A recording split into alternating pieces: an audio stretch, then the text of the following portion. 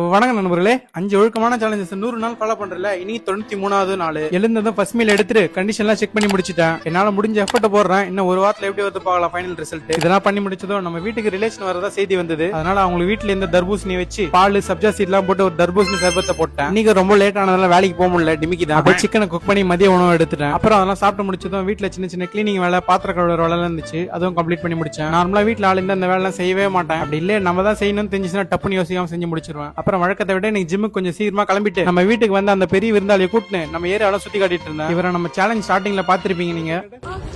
Okay okay அப்படியே நம்ம தருண் நண்பர் வீட்டுக்கு வந்து நம்ம ஸ்டார்டிங்ல பிடிச்ச விராலி மீன்ல ஒருத்தன் தான் இருக்கான். இப்போ அவனை கொஞ்ச நேரம் பார்த்துட்டு ஜிம்முக்கு கிளம்பி வந்துட்டோம். வந்ததும் கிரேட்டினை குடிச்சிட்டு ஒர்க் அவுட்ல இறங்கிட்டேன். இன்னைக்கு நமக்கு ஷோல்டர் கிளாஸ் நண்பர்களே. மற்ற ஒர்க் அவுட்லாம் தட்டி விட்டு ஷோல்டர் மட்டும் ஃபோக்கஸ் பண்ணி போட்டோம். நமக்கு ஷோல்டர்லாம் கொஞ்சம் நல்லா இம்ப்ரூவ் பண்ண வேண்டிய மசில்ன்றனால கொஞ்சம் டைம் எடுத்து பொறுமையாக போட்டு முடிச்சோம். இன்னைக்கு சீக்கிரமா வந்ததுனால நாங்க முடிக்கும் போது கிளைமேட் இப்படி தான் இருந்துச்சு. கடைசியா தம்பிள் லேட்டரல் ரைஸும் ஸ்மித் மிஷின்ல நம்ம தருண் நண்பர் பார்த்துட்டு வந்து இந்த புஷ்பா கிளாஸும் போட்டு அங்கிருந்து காலியாகி நம்ம விராலி மீனுக்கு லைவ் ஃபீடிங் ஃபிஷ்லாம் வாங்கிட்டு வந்தோம். பிறகு நம்ம ப்ரோ கடையில ஒரு எக்ஸாலட் சொல்லி சாப்பிட்டுட்டு காய்கறி எல்லாம் வாங்கிட்டு வந்து இரவு உணவு மேக் பண்ணி எடுத்துட்டேன். பிறகு மறக்காம மீன் என்னை போட்டு டே முடிச்சு நண்பர்களே, ஆரோக்கியமா இருங்க. பாய்.